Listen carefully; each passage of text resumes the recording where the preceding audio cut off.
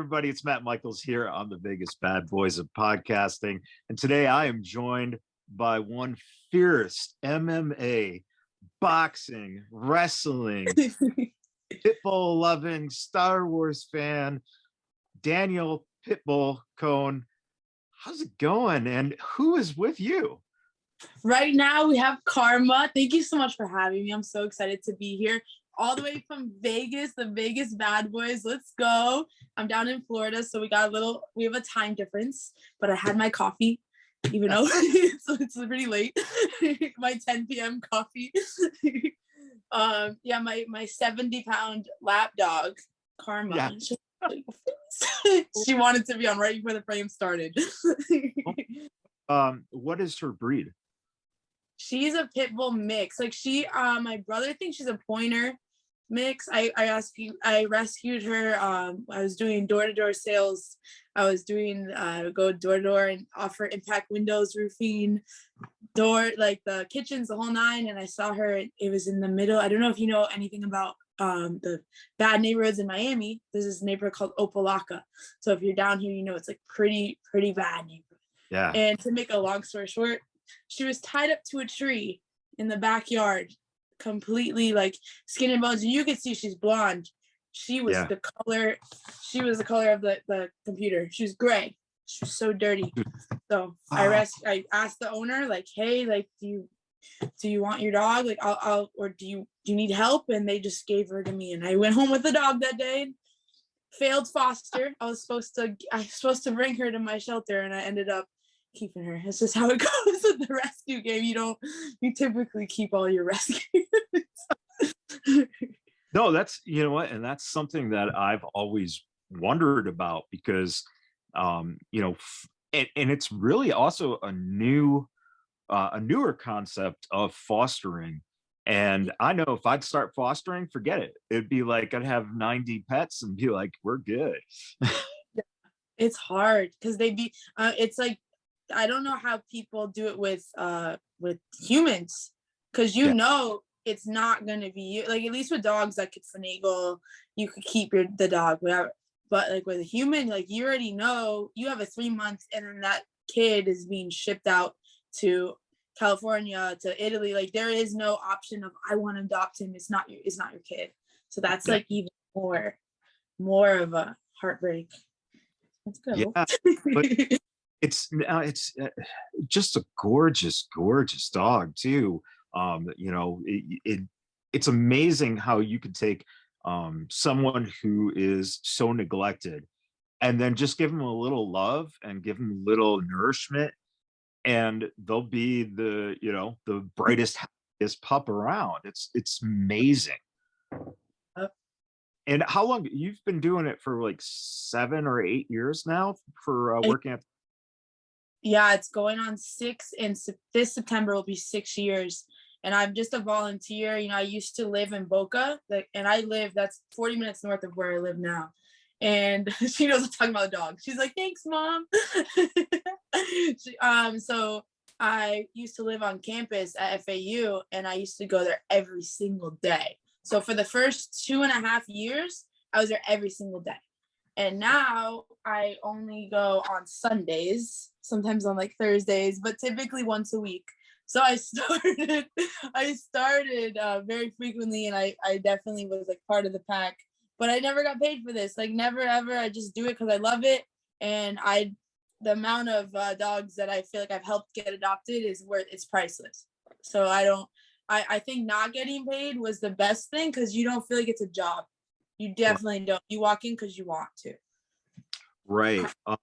And, thinking of that line, along those lines with your mentality about, if you love it, if you want to do it, then it doesn't become a job. When you started fighting, what was it about the gym that kept bringing you back, whether it be the training or the working out? Because a lot of times when you start in a fight game, you put in, sometimes a couple of weeks, a couple months, and then you're just like, nope, it's not for me. I can't have that discipline. how did you find the love for yourself in that position? I think that in the beginning, I was going through a heartbreak, and when you're the best shape of your life will always be after a breakup. It just is what it is. So that was the drive in the beginning, was I got dumped and I wanted to be stronger than any man, and that's just like what I wanted. And that was like the initial drive. And then after a couple years in the game, you need something more substance. And it just so happened I went through another heartbreak, the loss of my father. So when I was just the most angriest I could have been, and I still to this day I'll have more sad days than angry days, Yeah. but you need an outlet. So I feel like a fighting world is more of an outlet, and it's a therapy. So without it in my day, I have a bad day, even Yeah. though it's a pretty painful sport, whether it's wrestling, like I know you deal with a lot of the AEW, WWE, like that's still a very painful sport. But I'm not in a gym like that. I'm in a boxing gym and an MMA gym. So I don't. But either way, any type of fighting, whether it's wrestling or it's boxing or MMA, like you definitely have a daily therapy because of how much physical pain you're in every day. It's almost like you enjoy the pain because you'd rather be in that pain than the mental pain of what you deal with in your daily. No, you're 100% right. I know when I was training in the early 2000s, um, it was interesting because you when you start feeling the pain, at first, it's exactly that. It's painful. Hmm. And then after, a couple days, a couple weeks, a couple months, it moves from pain to almost your body, even though you're you're putting your body through hell, you need that to feel the same high that you get from, it's a very addictive thing because your body's putting out so much endorphins that you really kind of start feeling not normal if you're not going through that. And Yeah. that's amazing that you identify that with, the pain of your life, replacing that pain with self-inflicted pain essentially is what we do. Yeah. Uh, Let me ask you about, growing up, and were you um would you consider yourself kind of daddy's girl? What was your relationship like with your father? Me and him we're best friends like whole life. He was always my dad was really into sports. It wasn't fighting ever. Like fighting was never a thing in the house. I am the first of my whole family on both sides to be in fighting, and I'm a female. So like fighting was never a household thing until I like pioneered that. But my dad was always into sports, and I say now, like if he was alive, like we would be so perfect because of all the sports betting. He knew every team, baseball, football, golf. I don't care. He knew every team, every coach, everything. And I was always like a bro and with the boys because my dad was just such a sports fanatic. He knew everything. So I was always around sports and competition my whole life. He wasn't my soccer coach, but he was my soccer coach like once or twice. But he was always like there like yelling and screaming as if it was a fight, like the person, like the dad that is just like screaming at all the kids and coaches, like no filter, doesn't care, I don't care who you are, like like he's just, we're real aggressive, like real sports fans. And that's the thing, like never be embarrassed, like when you're watching a sports game, that guy who's yelling, like I'm like good for him. Most people be like, oh, he's yelling too loud. It's like, nah, that's like not even close to what I like. I could walk anywhere, and the one thing that's annoys me with people, like don't be too loud, like shh. Like someone shushes me is the most disrespectful thing to do, especially if it's like your friend. Like that's when I 86 you as a friend. Don't ever shush me. My dad always said like be as loud as you want. Do whatever the fuck you want. It's your fucking life. So yeah, me and my dad were very close growing up. Um, Yankees fans? I wear my Yankee hat a lot because he's from New York. And then I had a friend, really my best friend, passed 2 years before my dad. So in April of 18th of 20, 2019, no, 2017. So he passed only a few years ago, and he would wear a Yankee hat every day, and that was like his thing. So when he passed, I actually like, made one for him, like embroidered it and everything, because that's all I would see. Like that's the only thing I would think of. For his name is Albert. I would always see him in a Yankee hat, and he was from Jersey. And then just so happens, like my dad is from New York, so I just always rep the Yankees. Like my dad did not care for the Yankees. My dad was a sports fan. He was like, "Fuck the Yankees." So it's not even, but it's the fact that it's from New York. And the same thing with my friend from New York, from Jersey. He was not a sports fan at all, and he just repped it because he's from the area. Like so, it has nothing to do with the Yankees. It just has to do with the fact that they're from New York.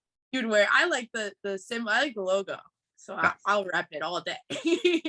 Yeah, and one of the things I love about, because I'm kind of the same way. I do like the Yankees. I'm actually a huge baseball fan in general, but I like the fact that in the recent years you have so many choices of Yankees hats, and that NY logo is so iconic that you can out color code it with different outfits, and it really just is kind of cool that people can represent that pride and that love for the city just by wearing a simple hat or shirt that has that logo. And that's amazing that you're also not only doing it, you're doing it out of the love for your friend and for your dad. And I think that's amazing to have that as a living tribute.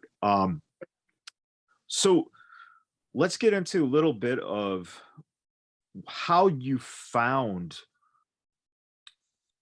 competitive fighting. What was it that drew you in? Because like you said, your dad didn't really watch fighting. He didn't watch fighting. Yeah. Until I started fighting, he didn't watch fighting. He was against it. And then he was like, okay, she wants to do this, I'm gonna start watching it. But he was never ever on board at all up until like the last week before he passed. And I remember it was during COVID, so he died of COVID, and we were on lockdown, and there was a lot of reruns of UFC fights, like the McGregor fight was on, and he was watching the McGregor fight, and I'm just like laughing to myself because I'm like, his one thing, and at this point I haven't fought yet. I didn't fight till after he passed away. Right. So my first official fight was not till a year after he passed away. So he was watching the fight. In the back of my head, I'm like, he's only watching this shit because of me. Like he doesn't watch this. Sure. He doesn't watch this. So he I forgot your question, honestly. How did you discover to fight? Yeah. Or like to train? Like a little bit of both, because it's not every day that someone actively goes, especially if you're a woman, goes, you know what, I'm going to start, throwing fists and getting punched in the face.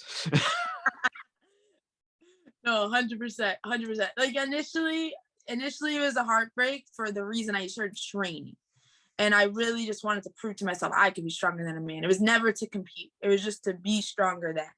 And then after he passed, it was like, I'm angry. Like I need to do something. Like I need to actually physically hurt someone. You don't do that when you're training. Like I spar all the time. I spar weekly, but you don't physically hurt your teammates. When you go into the ring, like if you've been in the ring, it's the person in front of you is virtually trying to kill you at the same time that you're trying to kill them. It is all in 100%. Like you don't stop until the ref says stop.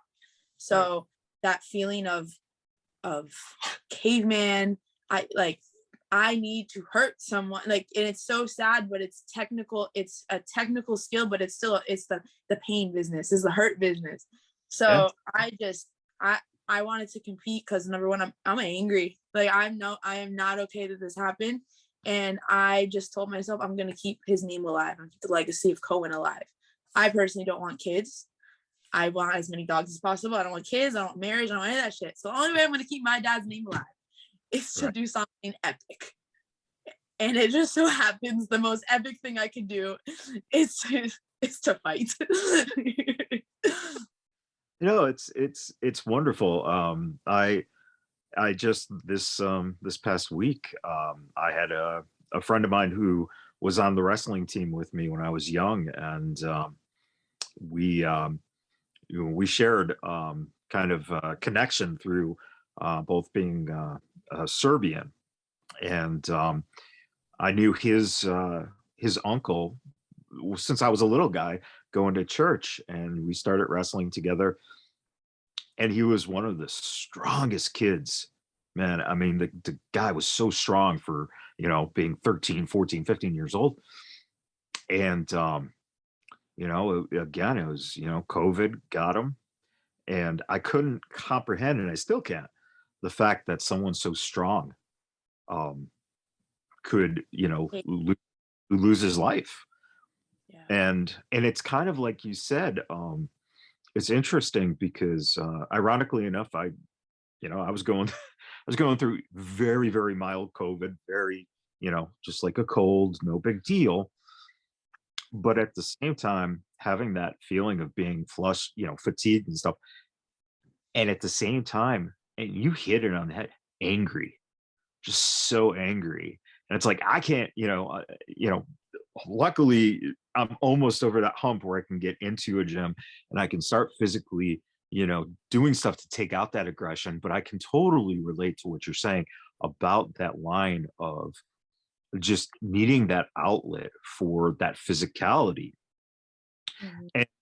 And when you started getting that taste of realizing, and like you said, sparring is one thing, but then getting that chance to have the first actual competition, a competitive match where you are literally trying to destroy the person in front of you and they're trying to do the same to you. What was that rush like for you in that first experience? And was it hard to process everything you learned, in terms of, did it go out the window and you just use that anger and aggression to just go? Because I know that's kind of a hard thing. I've been kind of there where you just like, you have all this preparation and training, and then the minute the bell hits, it's all out the window, crazily trying to kill someone. How was that for you? Well, first, I'm so sorry for your loss. I had no idea. I knew you went through COVID last week because I remember going back and forth. I didn't know you lost someone the same week, last week. Yeah, Yeah. it out of nowhere. And I feel so bad for his wife.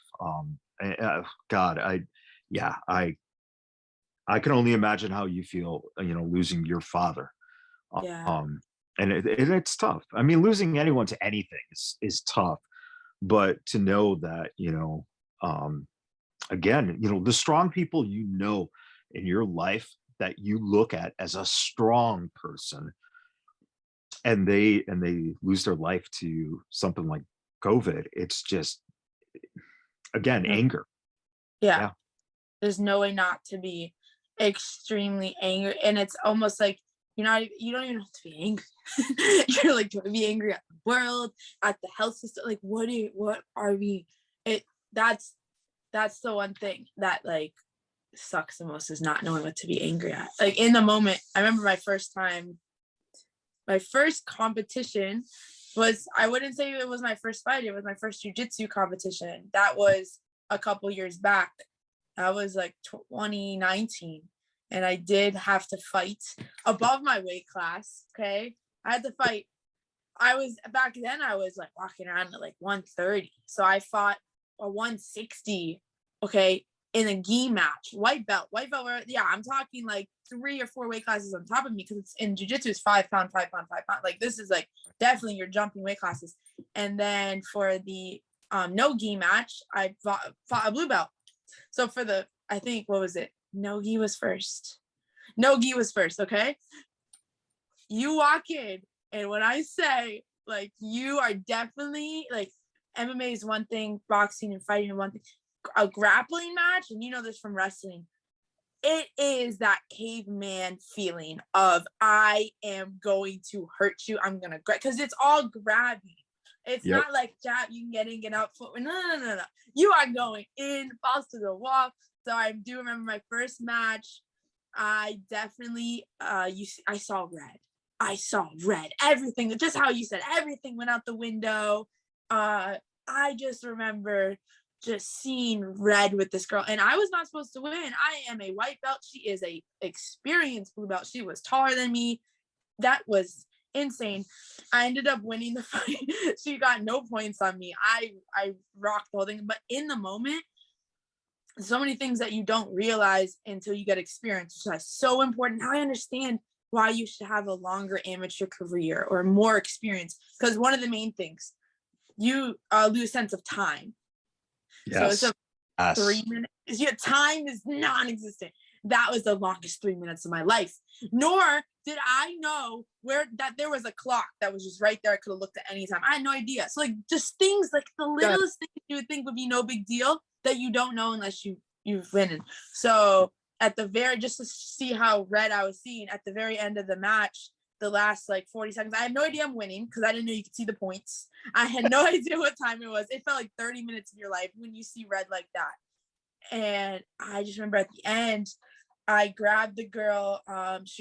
She went, I took her down for a takedown, and then I still standing up and she was on the floor, and she was trying to grab my leg. So I just took her and I strangled her, and I had one arm, but once you put two, that's when it's illegal. And that was completely me seeing red. And I just remember the ref running up, and I noticed he's running up, and I'd like let go of one hand and then went back to right here. And then, but if you see it from the video, you can see I'm strangling this girl. And I talked to the ref after. He's like, I talked to him maybe like 6 months later, and he was like, I remember you strangling. I swear you were. I was like, you damn right, 100%. I should have been DQ'd. Yeah. And then the same thing happened with the gi match. I picked the girl up, and because she kept spider monkey trying to armbar me, flying armbar. You're a white belt.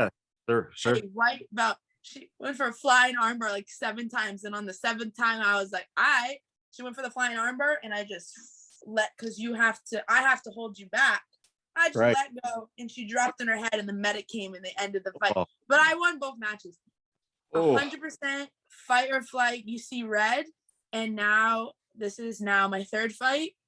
Was technically, if you want to count the jiu-jitsu, 2 fights right there, and then I did an underground boxing versus I fought a man, 2 more, so that's 4 plus 3. That's my count is horrible. 7. So now my 7th fight, 7th time competing in the fighting world, was my last fight. That was the most aware of everything. I could hear my coach. I knew to visualize the fight. I visualized that fight weeks before, hundreds of the day, from breakfast to shower to dogs walking. I mean, every ounce of my day. And if one thing went wrong, I already visualized the fight from the moment that bell rung, the walkout song, everything was visualized. I was so calm. There was no seeing red. Yeah. Yes, I was definitely angry. I do things to get me angry, like little secret shit to get me angry, because I do believe I can't go in there not being slightly mad. I have to be slightly mad to fight someone. You just have to. Yeah. For me. Other people could go in goofy or something. No, that's not how I fight. You could see how angry I am. You see I'm like, let's go. But I didn't see red that time, which I was happy about. But that's from adding more sparring to my camp, which is essentially more organized fighting. But in the beginning, the first couple of fights, I would see red. Everything's out the window. Technical skills out the window. Training's out the window. I don't care what my coach said in the corner. I wasn't listening. I was, but I wasn't doing what they said. It didn't matter. I was like, no, I don't want to do that. I'm not doing that. It's funny you say that, because that makes me think back. There was a time when I was, I started when I was like 10.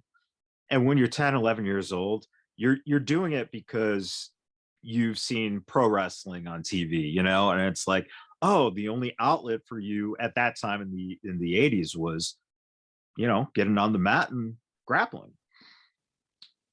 And at some point it goes from being a kid to being a man. Yeah. And I think and my buddy who passed away was really the one who kind of triggered that concept in my head, because to that point, wrestling was just fun. You're just a kid having a good time, like playing Little League or, anything like that, And as soon as you got stuff where, headlocks were just being cranked and you're getting cross faces and you're getting chicken winged, and, you can only take getting beat up so much before all of a sudden it's time. Like you have to fight back. And then what you start realizing is strategically how to do that to the point where you can control that anger. And this is the Star Wars. This is why I love that you're such a big Star Wars fan. It's the difference between the dark side and being a Jedi. A Yeah. Jedi master knows how to control that and use it to your advantage. Whereas if you're going out there with pure anger, you are going to get disqualified, or you're going to get yourself hurt, or you're going to seriously injure that person just to seriously injure that person. You're not trying to win a match, you're just trying to hurt someone. And it's very interesting how you grew into that. I love, that idea that things started slowing down for you. You're starting to hear things and see things clearly. And then you get a viral knockout going on and everything explodes. I mean, how could you, or how did you, not could you, but how did you um respond mentally to getting all this attention out of nowhere? It was like a storm of attention for you. It's crazy. It was insane because not many people know. I don't really post my own, but I do have a TikTok that exploded like last year over some rescue dog videos, and it got millions of hits. And I went through this once before, and I absolutely hated it. People on the internet are ruthless, So it's just as many amazing comments. I'm talking millions of views on that one. I got like 11 million views on the dog videos, and then it went over to Instagram. People stole my video and were using the footage. But long story short, there's so many beautiful comments and people that will write you stories of, oh, thank you for rescuing dogs and thank you for doing this. I adopted a dog. I went to shelter today because of you. Beautiful comments. And there's so many just disgusting, like, go kill yourself. Oh, you don't care about that dog. And and I'm just like, go kill yourself. I posted a 20-second video to go kill myself. Okay. So I went through that, and that prepared me for what I experience now, and I still experience every single day. People are freaking ruthless. So just as many positive things came from this, so much hate. People sit behind the computer and just internet trolls all day. And it's so funny to me that most of the people that are trolling are they have no profile picture, their accounts on private, or they're saying something they could never do. Like someone severely out of shape called me fat yesterday, and I'm like, they literally, and I have enough of a pitbull mafia where I don't say anything back. I completely ignore. I block and delete. I will not give you the sense, because I remember in the beginning of the TikTok blow up, I responded sometimes because I felt like I had to explain myself. I had to fix this. And then I realized when you respond, you have a trail of people. Oh, she responds. Oh, I'm going to message her because I want her attention that bad. So it shows if it's negative that she'll respond. So I just stopped responding, but I also stopped responding to the positive. So it kind of sucks because I just don't read it. I absolutely don't read it. You'll never catch me just in there reading through comments. If I see it in my notifications, if I saw it, great. But typically I can't sit here because I went through like, go kill yourself. I'm going to come find you. I'm going to kill you. I'm going to go to your shelter and kill you. Like I can't read that. I can't. So same thing with the fighting, like every day I'm still, the weigh-in video is still going viral. I don't know how, but it's at 5 million views, more than the knockout, the weigh-in video, because of various reasons. But one of them being, oh, I'm not humble. I'm cocky. Like the way I walked up. And once again, you have to be in the mindset. Like, I'm about to fight this girl. I didn't talk any shit. I didn't say anything to her. I said absolutely nothing. The fact that I walked in like I own the place, I'm sorry, but I'm about to fight. If you walk in nervous, that just shows that you are nervous. Like, it was nothing other than that's how I did. Like, that's just who I am. Like, this is how I walk. I'm sorry. Sorry, especially on fight day. Like, but the hate comments. though. No, no, and that's a fascinating take. I'm glad you said that because I've never really taken that perspective before in my own mindset because I have the same mindset you do.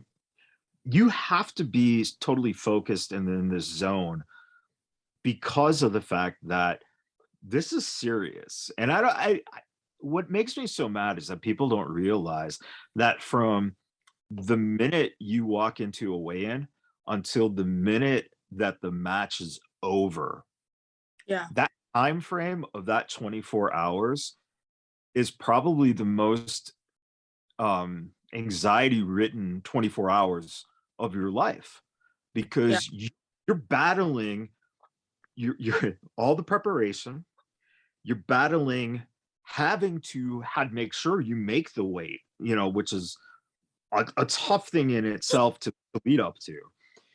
And then you have that little bit, and if you don't have that nervous energy of that unknown when you're walking out there, then you're going to get your ass handed to you. You have to have that little bit of those nerves, just enough to make sure that you propel yourself to be so fucking focused that you're not going to end up, losing to this person. But you're also trusting, you know, people who don't fight realize that a fight is actually a fucking fight. Yeah. There's a lot at stake there. I mean, how many people have been, you know, even in even in pro wrestling, you can be in the middle of something, and if you don't have that focus, you don't have that mentality of, carrying yourself and just seeing what needs to be done, you could end up, you know, tragically getting injured or dying because you lost that thing that you need, that edge that you need. And something as simple as a weigh-in, fuck them. They're Yeah. if you're not cocky, why are you You there? are there. What's the point? That's the mind games. Like how McGregor always won every fight. It wasn't just a fight. He got in their head. And when did he get in their head the most? At the weigh-ins. Yep. So for anyone to talk bad about how I acted at weigh-ins, I didn't even talk shit to her. Like I literally just showed I'm alpha. I don't care about your height. Like I'm alpha. And that terrifies someone because when we got in that ring, I looked her in her eyes. Like, I know you're scared of me. I know I'm a foot shorter than you, but I could tell you're scared of me because you've been thinking about me all night. So we didn't talk. Like, you're like, yo, this girl is not, I'm not here to play games. Like, this is business. So like that's a mind that's just like you said, it's 24 hours. Like that's half of the fight is the mental. And I do believe the mental game starts if once I start doing pro fights, it will be a press conference. The mind games will start months, weeks in advance. But for us as amateurs, especially because we're not from the same town, she actually came down from like North Florida or something. So it's the mind game started literally at weigh-ins. You don't know me and I don't know you. So I don't know how you're going to act. And she could have walked in cocky too. Like what? I don't know. Right. That's another fascinating point because even with amateur wrestling, we couldn't scout. Especially back then, there was no videotape. People weren't doing that advanced scouting. Yeah. So you only either know A, through what you heard through reputation, or B, you knew that you were showing up. There was a tournament. There were X amount of people that were in the brackets, and your sole focus was just beating whoever gets in front of you. Yep. And I think you're right. When you're a pro, man, there's so much more that you can study, you can figure out, you can see weaknesses if you can scout. But when you can't scout, it's literally like getting into a bar fight, except that you both have skills. And it's amazing that people can sit at home and just comment shit, and it's like, you know what, fuck you, you haven't done it. And you're right, don't read the shit, because like you said, unfortunately, whether it be you're doing good things for dogs or you're fighting, there's always going to be someone out there who wants to shit on you because they don't like you. Even doing this, there are people who hate me. There are people who think, and right now, I tell you right now, they're going, that motherfucker is rambling on. He should shut the fuck up and let her talk. No, no, no. But But they don't. people always hate. People always. Yep, Always. exactly. So mind games, and I'm glad you said mind games, because that brought me to something that you said in your interview. I think it was 2 weeks ago or a week ago or so. With Aiden, with the Sports Culture Pod. Yes. And what I loved was the idea of at the WWE tryout. And shout out to Travis, who Travis, I was waiting to drop Travis. I was like, when is he gonna bring up Travis? Travis talked about you guys so much. And I was like, squad, anyone that's a friend of Travis is a friend of mine. Travis is the most he's like me, but with more cursing. Like, if that's possible, I'm trying to cut down my cursing, as you can see. But he's so blunt. He don't care who hears. Like, he just is that guy. And Yep. you do not meet many people like Travis. No, you do not. It's humble and blunt, and been through shit. And he's got a good eye. He's got a good eye, and that's one of the things that I love. And he really, when he brings someone to the attention of WWE, he thinks about it. He doesn't just go, oh, that person, looks good, or, oh, that person can move, or what. He thinks about it. He's going to put his reputation on the line by presenting someone to them. Yeah. And, obviously he had a nice group of you guys, and some of the people, that you mentioned, like Nikita and Cole, and the twins, all great people, to have in that situation and being together. But one of the fascinating things you said is that for as physically exhausting as that is, which is, it's one of the hardest things to do as an athlete, is to go through that tryout, just physically. Yeah. But the mental games that are played and the draining. Talk a little bit about what you felt in that experience. Like, what was it that those guys brought to you that really kind of, played those games? Because they're very important things that are being done. They're not being done just to make you look bad or just to haze you or anything. These are professionals who are giving you very, very important experience with that. What was that for you? I think first off was the whole experience of day one, just really not ever really knowing what was going on the first day. So it wasn't a hazing, but it was definitely terrifying. So you walk in through a room of I call them suits.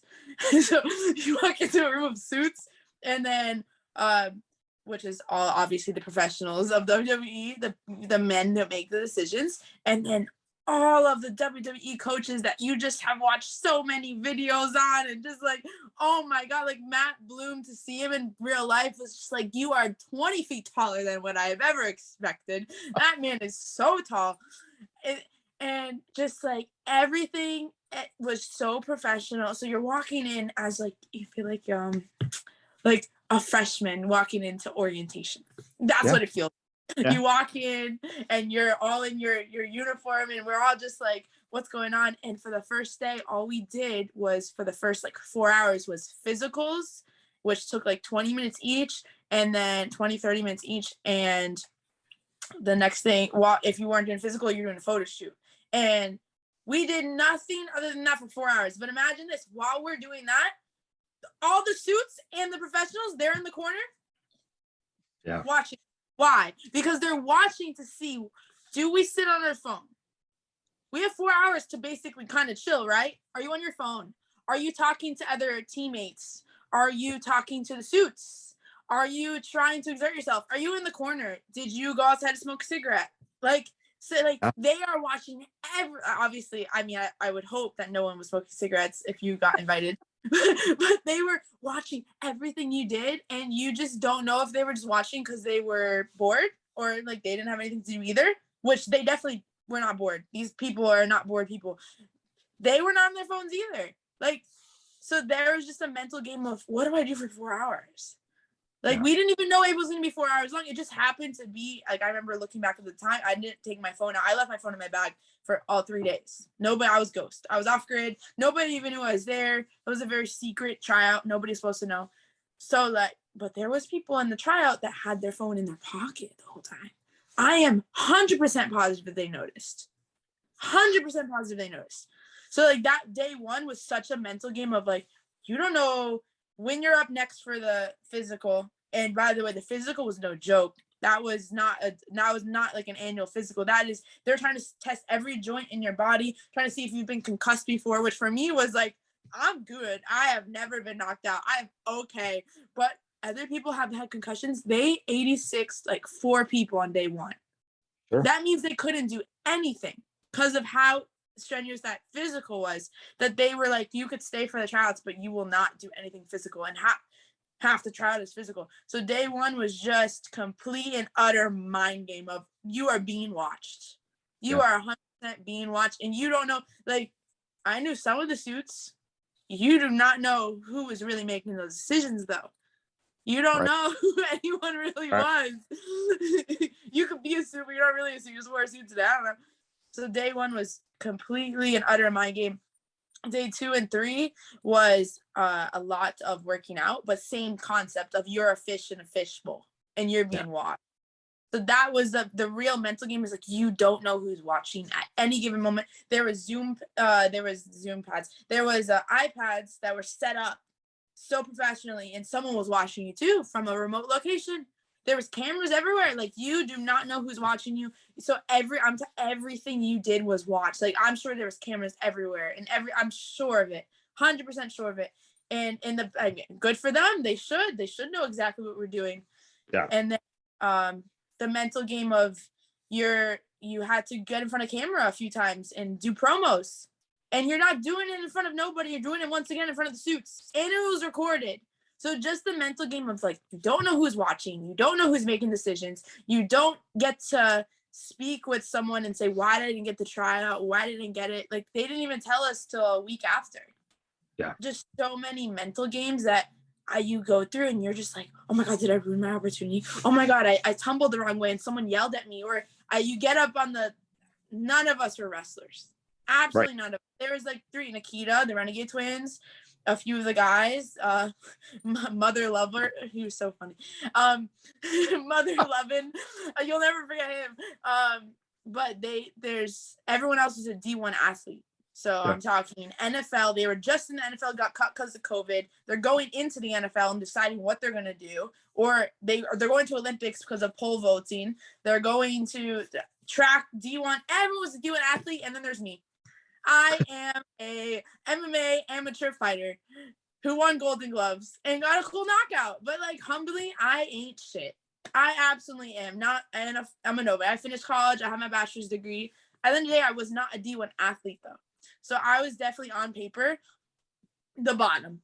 100% as an athlete, like, I'm a nobody. If you don't know about fighting, a knockout to you, oh, cool, bar fight. Nice. Cool. Like, honestly, I was nothing on paper. And walking into a room of Nikita, like, oh my God. Like, I look at her and I'm like, she's a diva. And I mean, I don't even know at this point if she got picked. I really hope she did, but I don't think she got picked. So like finding out there was only, out of 49 people, 9 or 10 people total officially contracted. I am in absolute shock, especially like the people that I thought would make it, that were like, yo, they are you are a wrestler. Like, you know everything. Like, you know this. Like, and they didn't get picked. I'm like, I don't even know. Like, you don't know what they're looking for. You genuinely have no idea. I know that after those 3 days, like, I obviously didn't get picked.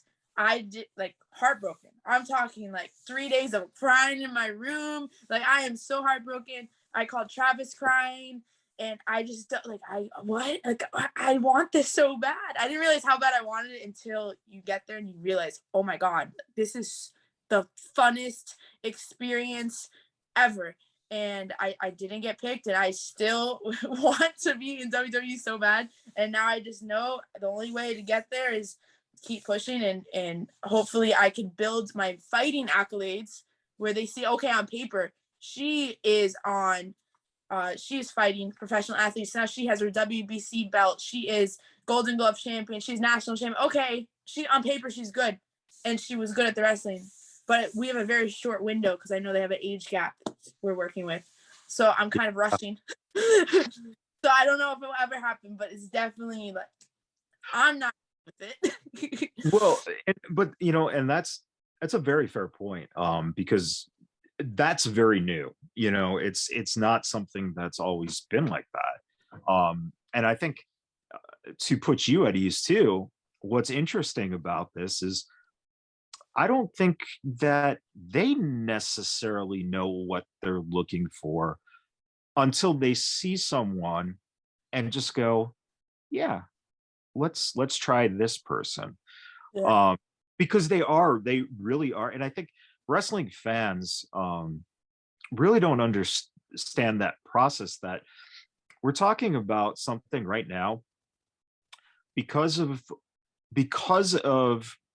bringing in a guy like Nick Khan, who is very sports minded and knows sports business very well, that it's a new breed of the it factor that they're looking for. It was very easy to say, I mean, I trained back with Cena and Samoa Joe, and they would fill in and coach us and train us, and they were only a year in back at UPW, and we knew that both of those guys just had an it factor for professional wrestling, Yeah. as what it was at that time. I think right now that what's not understood is they're about to reinvent the wheel. And I think AEW had a big factor in it, because you can see the difference now between what they're doing at AEW and what those fans like, as compared to what the WWE is going to be trying to create. And it's going to be something that I'm very, very fascinated to see how they create this, because what they're doing now is they're making the next generation of John Cena's and Brock Lesnar's and Batista's and Randy Orton's and The Rock's.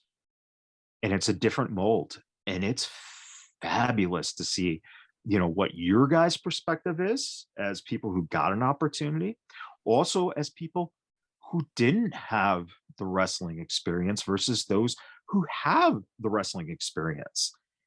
And it is very, very interesting to see, like if I'll watch someone and I'll see certain things because I see them wrestle, and then I'll see that they brought in, a track star, and you go, Yeah. wow. And then they put them on TV and you're going, I didn't think that would work. But then Yeah. but that person's got something there. I don't know what it is, but it's there. And I think that that's what you're going to find yourself, like you said, you want to keep yourself going forward quickly because of the window now. Yeah. And it's what I love is everything you just said is exactly the right attitude about the motivation that you have, the hunger that you have. This is stuff that is the intangible. And I think that right now, and one of the reasons, and I'll probably get shit for saying this, but a lot of people that I see on the indies right now, the reason that they don't get the opportunity is because they think they're owed the opportunity. And with you and a football player and a track star and stuff, none of you think you're owed shit. No, not at all. And that's a big factor, because you don't walk in there with a fucking chip on your shoulder like, yeah, I've been doing this for 5 years, and and man, I could tell a good story and blah blah. It's like, fuck that. You walk I in, saw that at tryouts, like really? literally exactly what you're describing. I remember, I can't even say if it was male or female No, because I don't want to give it away. no. But like, on God, like the indies, like no offense, but yo, entitlement, like entitlement. I think maybe that's why they're choosing athletes because we're not entitled to it. We're not at And all. and the other thing that athletes have, and this is a very big factor, you're coachable. So, and being an actor, I'll tell you, the one thing that I've always prided myself on is that no matter what my situation is, I can listen to what a director tells me to do and I can do it because I'm focused on what they're telling me to do. And I'm there in that moment to do what they're doing or telling me to do because of the fact that it's not my product, right? I'm not Tom Cruise. Tom Cruise can do whatever the fuck he wants, right? The Rock can do whatever he wants, but you're not The Rock. You're not Tom Cruise. You are someone who is there to fill this little cog in this machine to tell stories, to be part of a TV show every week, and to be able to adapt and listen. And ironically enough, what I think they're trying to do is formulate a mentality that because we work together, it's a team. It really is a team. And it's a total different way to look at things. And I know that people are going to say that this guy, they're going to say, well, Matt's just a fucking, full of full of shit. And he doesn't know what he's talking about. And this is not the right way, and blah, blah, blah. They're not doing it. And it's like, you watch and you're going to see that that's what they're looking for. And team players are going to be the ones that are, being given something that is absolutely ridiculous. And they're able to make it look like every single moment of it was real to them. Yeah. And athletes, again, they're coachable. And if you're, like, that's what excites me about you is you've got a personality, you've got a passion, you've got a desire, you're coachable, and you have a purpose that you're focused on.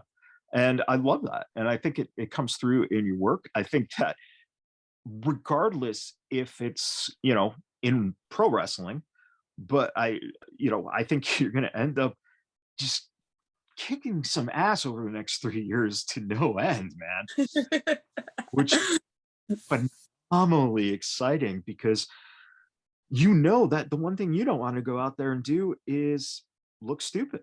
You want to win. Yep. And I love that. That's admirable that you have the attitude is, man, I'm a winner.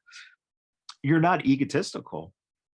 You're humble and you're confident. And as preparation meets opportunity, that's when you become, you like you've said, when you started fighting, you realize that this is what you want to do for a career. And I think that's, one of the most admirable things because there's so much opportunity for you right now. And damn, you are going to chase it. And, Travis saw that obviously because he wouldn't have contacted you otherwise. Yeah. They're listen, they love the Instagram stuff, they love the YouTube stuff. That 100% every single person who wants to make it at the WWE or any AEW Impact, that stuff is very important right now. Yeah. But your personality shines through and makes that you're not just doing flippy shit and Yeah, like, oh, we edited it. Like, no, this is normal. yeah. So it's amazing, and I'm so like proud that you got that experience because you were in front of, like I said, Samoa Joe to me. Oh, super nice. Super nice. Oh, smart, so smart. At 23 years old, he knew more about not about what it took to put the stories together. You know, he was learning all the ins and outs of actual wrestling, but he would do things like, if for whatever reason you went down with, you know, something in your shoulder or you had a nagging little injury, he'd look at you and say, go on the bike, work out, do squats, do the, and he would say, you guys are going to need this. You have to be mentally and physically at the peak. And if you can't compete in the ring right now, if you can't throw punches, if you can't, you know, take bumps, work your body out otherwise, you know, other ways. Watch, learn, intake. Don't fucking bullshit with other people. And it's so important that, you know, people take those lessons. And your great aspect is your team that you train with right now for MMA. You got a hell of a team, you know. And we're wild. They make their presence known at the goat shed. That's for one thing. Good or bad, that's the one thing we learned, that good press, bad press, awesome head coach is like, I don't care. Like we get him press. I'll tell you that right now. He is like the WWE of the MMA world, which is so funny. he creates the storyline. He makes sure that we might be the villain, but we also the good guys sometimes, but typically we're Isn't that so much more fun too? Like, because who wants to be the good guy, man? You want to walk in there as the villain, you know? Yeah, like goat shed, like the whole, it's like a gang. It's 100% like a gang. I learned before he even got big, like he still had a gang. It was, they would roll up to, we were at KO Zone, and he would roll up to weigh-ins, which is a gang of guys, and no other team was doing that. And then it became a thing when he created the goat shed, and every time you go to weigh-ins, 30 people deep. People just, even professional athletes don't have a gang. So it's so funny. And I work at I train at two different gyms, but I still keep that mentality, like mafia. Like, I think that it's so important to walk into weigh-ins and just be with a squad of people and just show everyone, like, you're not fighting me, you fighting me, him, her, him, that, my dog, I don't know, everyone's here. And that's terrifying. Like, you're walking in with your uncle and your boyfriend and like one other person, and we got like 10 people deep. Like, if something pops off, we all fighting. Like, it's not even another mind game for you. Always walk into a weigh-in with a squad, always. You just said something that I don't think I've ever seen done, and I think that it would be phenomenal if you could figure out, first off, if it could be done. But I've never seen anyone walk either to a ring or even to a weigh-in or a press conference with the dog. Yeah. I like, as you're saying it, that sounds so cool. Yeah. The only thing I don't know if I could do, just the noise. I know. It would have to be like press conference vibes. If it was fight day, no, it's too loud, and I would not be able to. You're with my dog's with me, and then I would take my dog to travel and to go to the fight. But to be on the dog. Press conference, I would. Yeah, now I definitely want to train her to be in the inside. That would be so cool. That would be so cool. But then also, do you want to bring your dog to possibly get kicked, or like a fight breaks out and your dog's part of it? Like, that's you have, honestly, you have one close person. Again, it's great because you have a gang of people with you. You have one close person that as soon as you get up to the platform, they take the dog, they move back a little bit, you do your business, and it really is now a setup. And damn, man, it'd be cool to see a cool to like have end up be a rescue dog, like to learn, because that's my whole thing. It's not like pit bull. A lot of breeding, I mean, I'm not going to get into the breeding thing because it's like talking politics in the dog world, but clearly I'm not for breeding. Obviously I work at a dog shelter. And it just would be nice to to show off Pitbull in a different way. The only reason I am Danielle Pitbull is because the dog shelter. I need a new Instagram name, and I love Pitbulls. Danielle Pitbull. Let's bring awareness to the breed. A couple years later, fighting. There you go. Like, it didn't because it was not anything other than that. It was very simple. It's so good too that it was pit bulls that you fell in love with and not like corgis, because like that corgi would be horrible. Horrible corgi mafia. I love how, like, looking back over the years, it's evolved from Danielle Pitbull to Pitbull to Pitbull shit to Pitbull gang to Pitbull mafia. And that was the day before that fight. I looked at myself in the mirror and I was like, I don't want to curse anymore. I need to be able to speak eloquently. I'm a college freaking graduate and I curse in every sentence because all I say is Pitbull shit. And yeah, it's trendy, but you can't do it anymore, Danielle. So I had like a realization, like, fix this. So I said, you know what? Pitbull gang? No, Pitbull mafia. Because that is gangster. That is New York. That is the Sopranos. Like, nobody else is a mafia. Who else is a mafia? And then it's all inclusive. You want to be part of my mafia? It's not.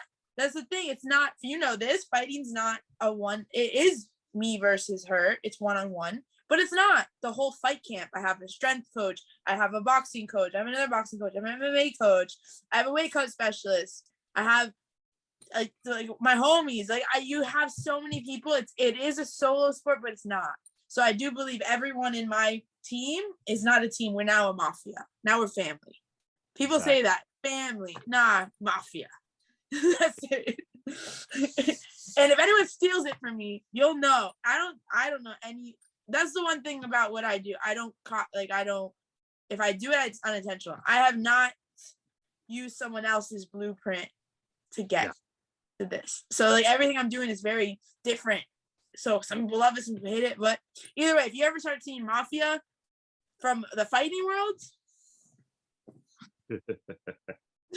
I know I didn't steal from no one. Along those lines, before we end the conversation here, please let everyone know how they can follow you on social media, because I know that you've hit some higher numbers now, but I want to see you get to the 1 million, 2 million, 3 million followers. So give so that. On everything, we're Danielle Pitbull. Very simple. If you can't find me, you can do hashtag Pitbull Mafia. If you've dropped a hate comment in the past, you're blocked. So that's why you can't find me. So just know that. I've never deleted my account or got hacked. So if you can't find me, you definitely dropped a hate comment. I do apologize. Actually, I don't apologize. Sorry. Sorry, not sorry.